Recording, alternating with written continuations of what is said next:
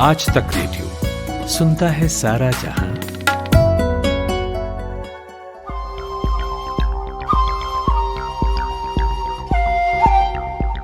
नमस्कार, मैं हूं ऋतुराज और मेरे साथ आज इस पॉडकास्ट में हैं indiatoday.com के असिस्टेंट एडिटर प्रभाष दत्ता।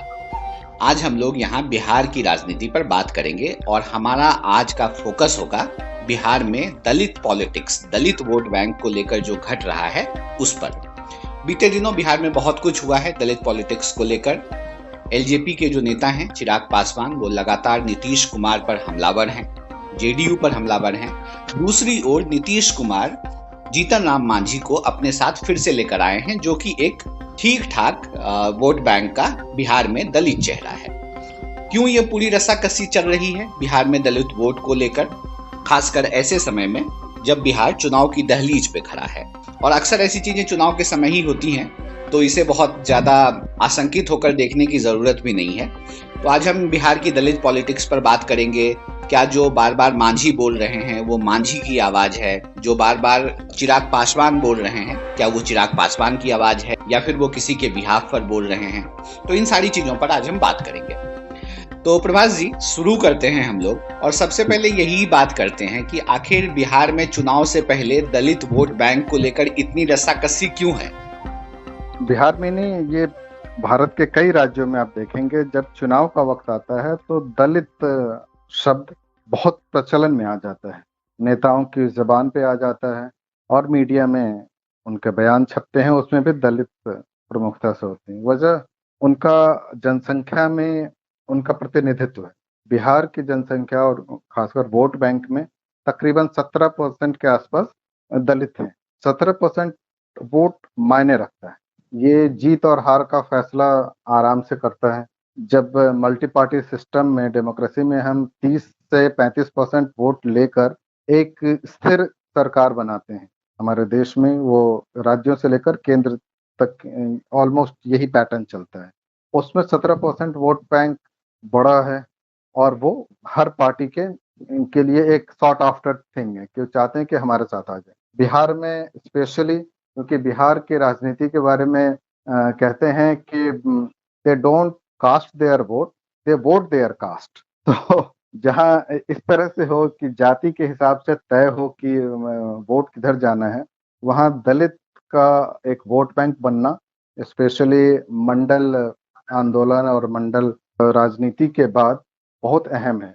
ये उसी समय लालू प्रसाद बिहार की राजनीति में बिल्कुल सामने आते हैं। लगता है उनसे बड़ा कोई नेता नहीं हो सकता। वो दलितों, पिछड़ों, वंचितों, शोषितों की बात करते हैं, लेकिन जब वो सत्ता में आ जाते हैं तो दलित राजनीति से जुड़े लोग और भी हैं, उन्हें लगता है कि लालू प्रसाद की सत्ता में यादव और दूसरे जो थोड़े मजबूत ओबीसी जाति के लोग हैं उनका वर्चस्व है। तो वहां से रामविलास पासवान, एक जो पहले ही दलित नेता के तौर पर आ चुके थे, वो निकल आते हैं, वो अलग से राजनीति करने लगते हैं और दलितों को इकट्ठा करने में अपने आंदोलन चलाते हैं, राजनीतिक आंदोलन चलाते हैं।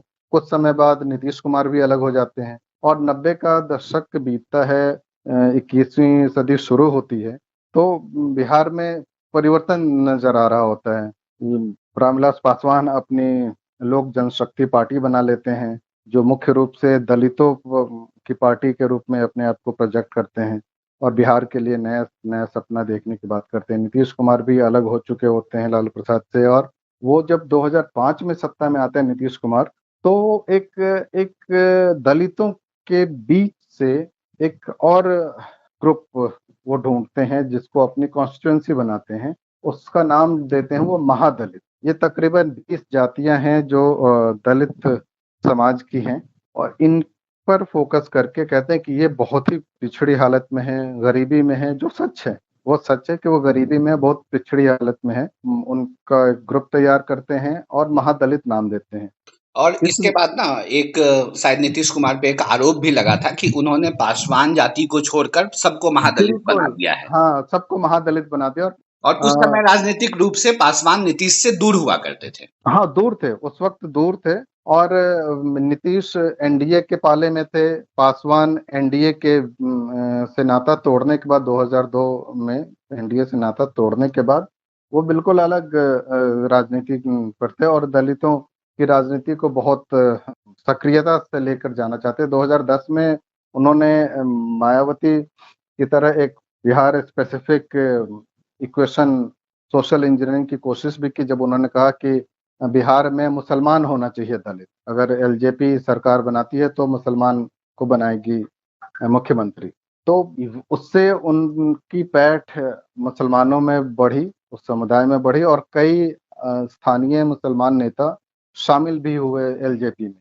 तो दलित मुसलमान एक कॉम्बिनेशन की कोशिश देखी उनमें, जो लालू प्रसाद की यादव मुसलमान और मुसलमान यादव एमवाई कॉम्बिनेशन कहते थे, उसकी तोड़, और मायावती ने जो एक तरह का अपने तरह का एक फॉर्मूला यूपी के लिए निकाला था उसके साथ में, लेकिन चल नहीं पाया वो फॉर्मूला, क्योंकि नीतीश ने महादलित को पासवान के खेमे से अलग कर लिया था और पासवान हाशिए पे जा रहे थे उस वक्त।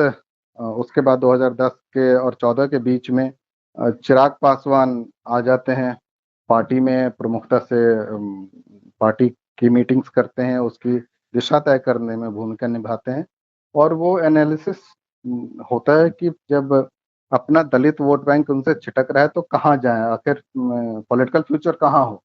उस वक्त बीजेपी को तलाश होती है एक दलित नेता की, क्योंकि अभी बीजेपी 2014 के चुनाव की तैयारी कर रही है और बिहार में जब 2014 की तैयारी हो रही थी तो नीतीश कुमार जो एनडीए के अनडिस्प्यूटेड नेता रहे हैं काफी टाइम से, वो नरेंद्र मोदी के नाम पर असहमत थे और वो एनडीए छोड़ देते हैं। एनडीए छोड़ते हैं तो बीजेपी के लिए वो झटका है, उन्हें ऐसा कोई चाहिए जो उनकी कमी को पूरी कर सके, और रामविलास पासवान वो दलित नेता हैं जो बीजेपी को वो एक विनिंग मार्जिन की तरफ ले जाने वाले नेता लगते हैं। चिराग पासवान उसमें भूमिका प्ले करते हैं और वो एलजेपी को एनडीए में ले आते हैं। एक मजबूत गठबंधन सा लगता है उस वक्त, जो 14 के चुनाव में लगा भी, लेकिन 15 में नीतीश कुमार और लालू प्रसाद एक बार फिर साथ आ गए और फिर कास्ट केशवन बदल जाता है और बीजेपी एलजेपी की जो अलायंस रहती है वो हार जाती है। अब वहां से निकल के 2020 में आ गए। 2020 की तैयारी 2018 से शुरू हो जाती है बिहार में। नीतीश कुमार वापस आ चुके होते हैं 17 में, और 18 में महादलित ग्रुपिंग में पासवान जाति को वो शामिल कर लेते हैं। तो ये देखिए, पासवान का बीजेपी में होना, रामविलास पासवान एलजेपी का बीजेपी के साथ गठबंधन होना, नीतीश कुमार का एनडीए फोल्ड में वापस होना, इसी समय पासवान जाति का महादलित फॉर्मुलेशन में इंक्लूड किया जाना, ये सब राजनीति से चल रहा है। यानी दलित की चिंता जितनी भी हो, दलित की राजनीति बहुत जबरदस्त हुई है। हमेशा ये दिखता हुआ नजर आया है 2010 के बाद से ही लगभग, कि नीतीश कुमार जो हैं वो लगभग पासवान के अपोजिट खड़े रहे 2018 तक, और अब फिर से एक बार ऐसा देखने को मिल रहा है। भले उसमें जीतन राम मांझी को एक पैरेलल फेस के रूप में खड़ा करना हो, अब फिर से जब ये दोनों पार्टियां आपस में टकराती हुई दिख रही हैं तो फिर से मांझी रेस में आ गए हैं। ये पूरे जद्दोजहद का फायदा मांझी को कितना मिल रहा है? मांझी को फायदा कितना मिल रहा है, ऐसे समझ सकते हैं कि मांझी को ऐसा नहीं लग रहा अभी कि महागठबंधन जो आरजेडी कांग्रेस के गठबंधन के साथ और जो दूसरी पार्टियां हैं, मांझी को ये लग रहा है कि वो गठबंधन यानी विपक्ष अगली बार ये 2020 के चुनाव के बाद सत्ता में नहीं आ रही है और सत्ता से बाहर रहेंगे। मांझी बुजुर्ग नेता की श्रेणी में आने लगे हैं, तो उनके लिए राजनीतिक भविष्य कोई बहुत बेहतर नहीं दिख रहा है और इस तरफ उन्हें लग रहा है कि ये सत्ता में शायद वापस आए, तो एक अपना देख रहे हैं। लेकिन मांझी बस मेरे ख्याल से अभी एक राजनीतिक मोहरा है बहुत हद तक, जो नीतीश कुमार के लिए एलजेपी को एनडीए में काउंटर करने में काम आ रहे हैं। एक थ्योरी तो ये भी चल रही है कि मांझी को वापस लाने का एक जो क्राइटेरिया है, जो नीतीश कुमार की एक सोच है, चाल है, वो ये है कि जब सीट नेगोशिएशन के लिए बीजेपी और जेडीयू टेबल पर बैठे तो अंत में ये प्रस्ताव रखा जाए कि ऐसा करते हैं, बिहार की 243 सीटों को 2 भागों में बांट लेते हैं। आपके साथ जो गठबंधन है, आप उसमें से अपनी जितनी सीटें देना चाहें दे दें।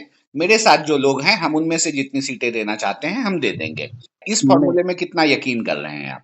देखिए ये जेडीयू की मांग रही है। जेडीयू और बीजेपी इकट्ठे चुनाव आखिरी बार जो लड़े थे वो 2010 में, विधानसभा चुनाव की बात कर रहा हूँ। 2010 में इकट्ठे चुनाव लड़े थे और तब बीजेपी 101 सीट पे या 102 सीट पे थी और जेडीयू 141 142 सीटों पे थी। यानी फॉर्मूला था 1:1.4 का।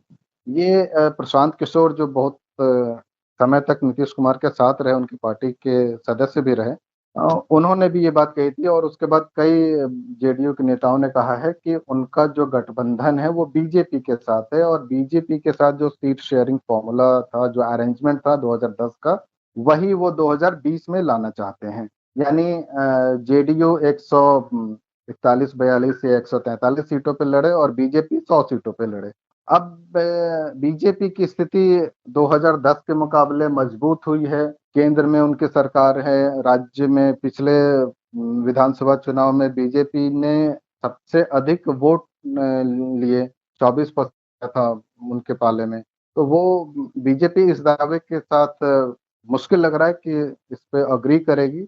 जो एक फॉर्मूला 2019 के चुनाव में आया था वो 50-50 का आया था कि 17-17 सीटें पे ये लड़े और बाकी 6 सीटों पे पासवान की पार्टी ने चुनाव लड़े। तो उस फॉर्मूले को लेकर पासवान भी बहुत होपफुल हैं और इसीलिए वो कह रहे हैं कि गठबंधन में 3 हिस्से हो, एक बीजेपी का, एक जेडीयू का और तीसरा उनका।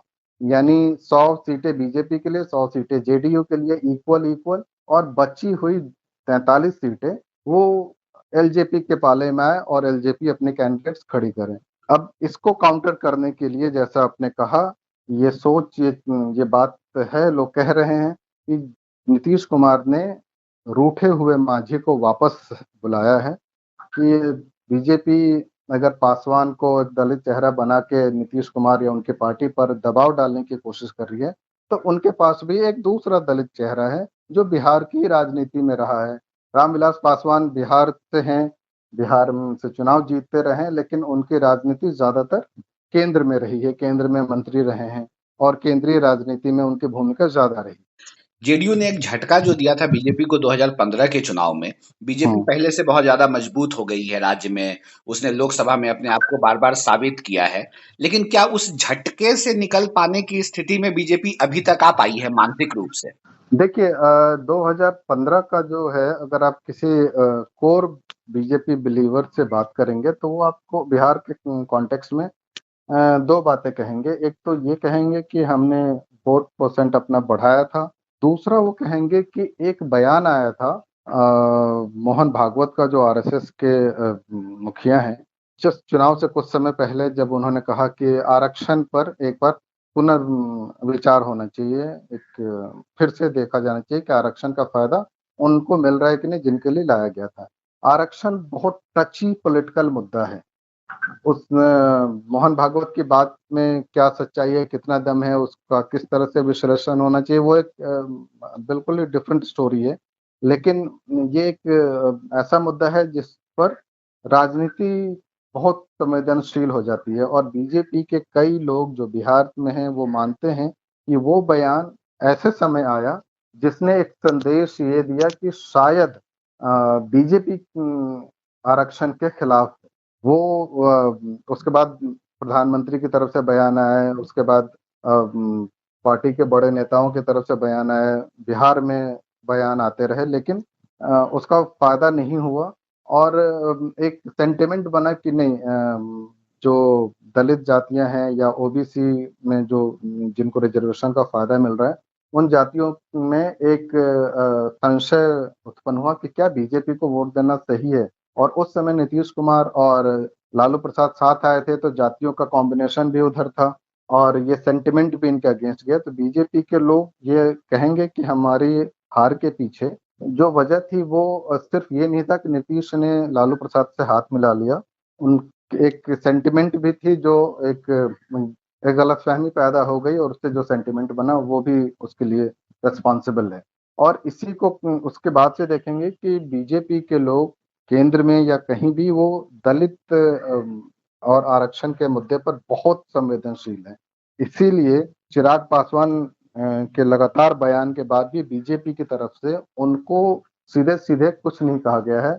जेपी नड्डा ने अभी थोड़े दिन पहले वर्चुअल रैली की थी, पब्लिक मीटिंग की थी। उसमें उन्होंने वापस से कहा था कि नीतीश कुमार ही मुख्यमंत्री के कैंडिडेट हैं उनके, और चुनाव जीतने के बाद उनके ही नेतृत्व में सरकार बनेगी और सब लोग मिलकर काम करेंगे। तो इसको फौरी तौर पे ऐसा समझा गया कि ये चिराग पासवान को एक इशारा है कि अब आप मत बोलिए नीतीश कुमार के खिलाफ, जितना बोलना था आपने बोल लिया, आपने कैंपेन कर लिया, अब चुनाव सिर पे है तो अब मिलके लड़ते हैं। लेकिन चिराग पासवान उसके बाद भी बोले हैं और उसके बाद उनके और जीतन राम मांझी के बीच में तल्खी और बढ़ गई है। अब देखिए जीतन राम मांझी जो बोल रहे हैं, आप ये नहीं मान सकते कि जीतन राम मांझी वो खुद ही बोल रहे हैं, वो नीतीश कुमार की सहमति है, नीतीश कुमार के मन की बात है वो। और चिराग पासवान जो बोल रहे हैं, चिराग पासवान का अपना कद इतना बड़ा नहीं है बिहार की राजनीति में कि वो खुद से नीतीश कुमार को चैलेंज करें। ये उनके पिता की सहमति से हो रहा होगा, उनके पिता के साथ जो उनकी राजनीतिक बातें होती होंगी उससे हो रहा होगा। रामविलास पासवान एलजेपी के पेट्रन भी है और मंझे हुए उन्होंने इस पार्टी राजनेता को हैं, चला, इतना लंबा करियर है और इतना लंबा करियर है और बिहार की राजनीति को और तो कास्ट पॉलिटिक्स को, दलित राजनीति को अच्छी तरह समझते हैं वो। जो चिराग ने जो अपना कैंपेन किया अभी, उसमें बिहार फर्स्ट, बिहारी फर्स्ट का एक दिया और अपने आप को chief ministerial candidate of future present किया कि आने वाले समय में वो एक चेहरा है जो पढ़े लिखे हैं, मॉडर्न है, फिल्मों का एक छोटा सा बैकग्राउंड रहा है। तो एक अपने आप को प्रेजेंट मॉडर्न यूथ की तरह उन्होंने प्रेजेंट किया है, जो फ्यूचर चीफ मिनिस्टरियल कैंडिडेट है। जो एनडीए का गठबंधन है उसमें जदयू है, भाजपा है और एलजेपी है। हाँ। जदयू और एलजेपी के बीच लगातार जो है वो वॉर है, एक तरीके से शब्दों हम्म। का जो आदान प्रदान है वो बहुत हेल्दी नहीं है। इन हम्म। सबों के बीच बीजेपी की चुप्पी क्या कहती है?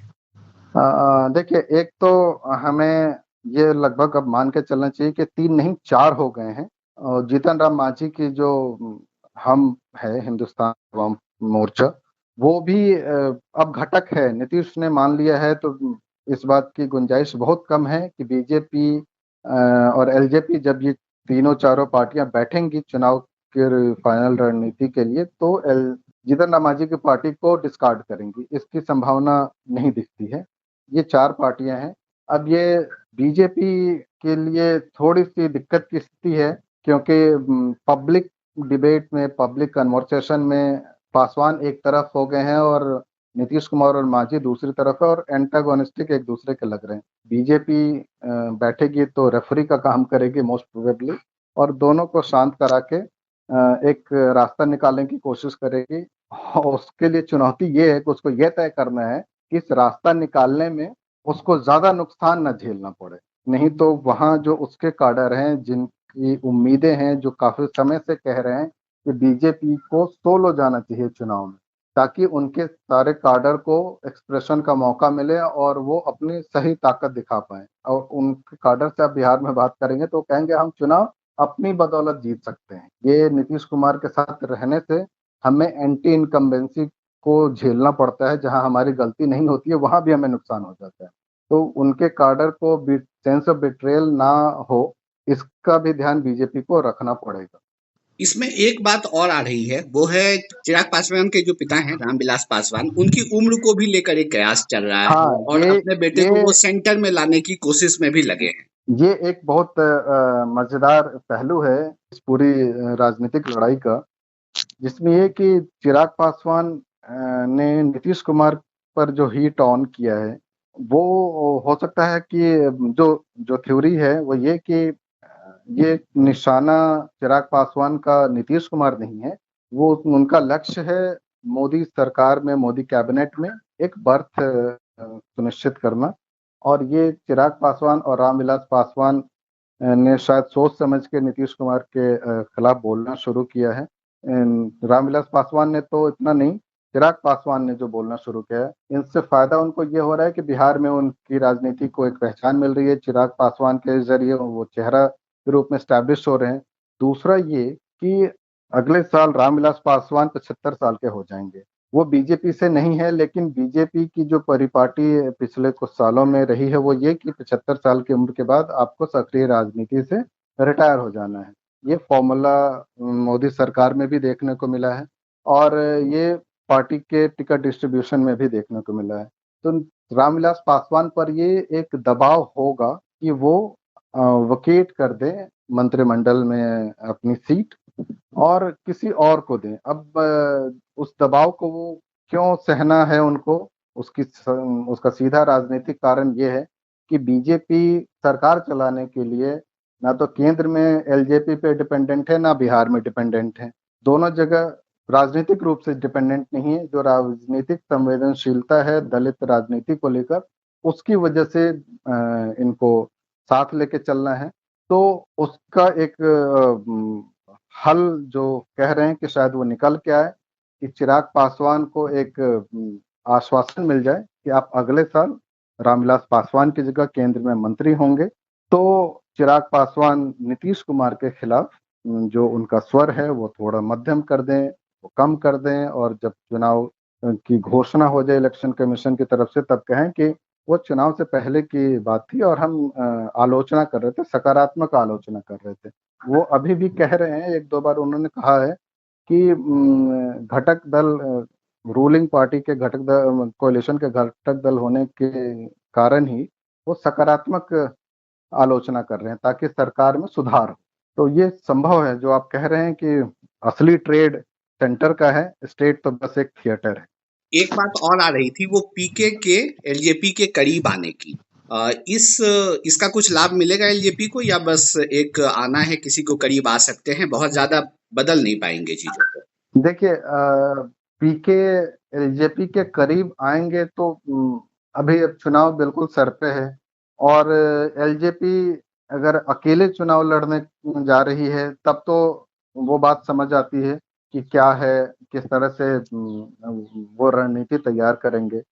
और पीके का जो काम करने का स्टाइल रहा है उसके लिए ये वक्त बहुत कम है। अक्टूबर नवंबर में चुनाव होने हैं।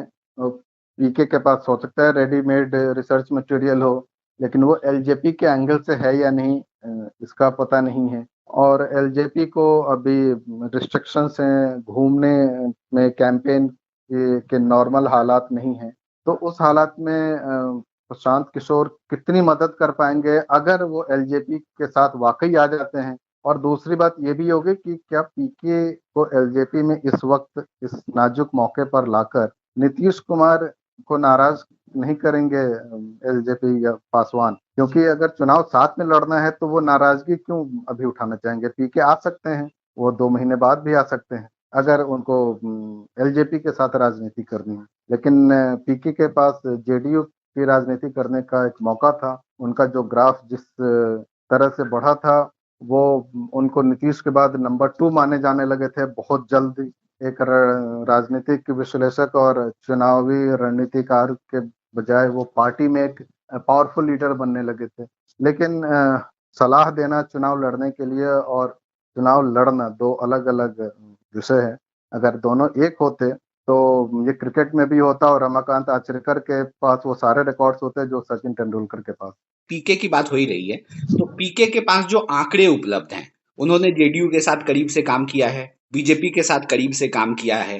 उनके पास जो राजनीतिक रूप से चालबाजी के लिए जो आंकड़े चाहिए, वो आंकड़े लगभग इकट्ठा होंगे, ऐसा मान के क्या चला जा सकता है?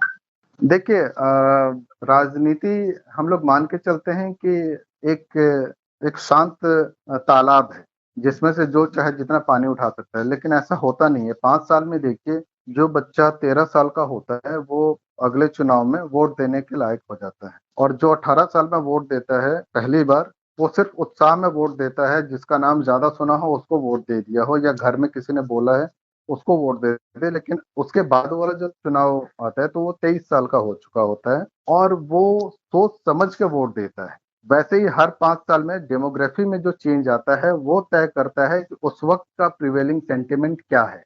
तो डेटा एक होना, अपने आंकड़े होना एक अलग चीज है, और किस पक्ष से उस आंकड़ों में घुस के अपने फायदे की बात निकालनी है, यहाँ राजनीति। और इसी वजह से अब देखें, पीके कांग्रेस के साथ थे उत्तर प्रदेश में 2017 में, लेकिन कुछ हो नहीं पाया कांग्रेस का। तो सिर्फ पीके का होना सफलता की गारंटी नहीं है। आंध्र प्रदेश में वाईएसआर जगनमोहन रेड्डी के साथ वो थे, तो वाईएसआर जगनमोहन रेड्डी ने पद यात्राएं की और उन पद यात्राओं से उन्हें पद मिला है। सिर्फ पीके की मौजूदगी से ऐसा हो पाएगा ये नहीं कहा जा सकता। दूसरा, पीके बिहार से हैं, ये सारी पार्टियां बिहार चुनाव में हैं और जनता भी बिहार की है। वहां आप बात करें तो वो कहते हैं कि हमारे हर घर में एक पीके है। लेकिन अभी तो बस राजनीतिक अखाड़े का जो दौर शुरू हुआ है बिहार में, वो तो अभी बस शुरुआत मात्र है। अभी जैसे जैसे वक्त बीतेगा और चुनाव नजदीक होता चला जाएगा, खासकर जब से आचार संहिता लागू होगा, उसके बाद तो ये हलचल और बढ़ेगी। और आज का जो पॉडकास्ट है उसमें हमने बात की है बिहार में दलित पॉलिटिक्स पर, मांझी पर, एलजेपी पर, नीतीश कुमार पर और इनके आसपास जो फैक्टर घूम रहा है राजनीतिक रूप से, इस पर। तो प्रभास जी, ये तो आज का हमारा पॉडकास्ट रहा। जब हम अगली बार लौटेंगे तो हम बात करेंगे आरजेडी पर, जो एक दूसरी बड़ी फैक्टर है बिहार में। हाँ, अभी तो फिलहाल बिहार असेंबली में सबसे बड़ी पार्टी है वो। हाँ फिर भी वो विपक्ष में है। अक्सर होता है महाराष्ट्र में, जैसे बीजेपी सबसे बड़ी पार्टी है और वो विपक्ष में है।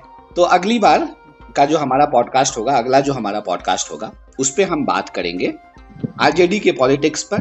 कहाँ उसे एडवांटेज है, कहाँ उसे डिसएडवांटेज है, क्या वो करिश्मा 15 साल का एंटी इनकम्बेंसी फैक्टर को तेजस्वी यादव भुना पाएंगे, क्या उनमें वो कैलिबर है, या उनको अपने पिता लालू यादव की कमी निश्चित रूप से नजर आएगी जब वो ग्राउंड पे जाएंगे। तो आज के पॉडकास्ट के लिए शुक्रिया। अगले हफ्ते फिर हम किसी दिन प्लान बनाएंगे, बात करेंगे आरजेडी की पॉलिटिक्स पर। शुक्रिया ऋतुराज।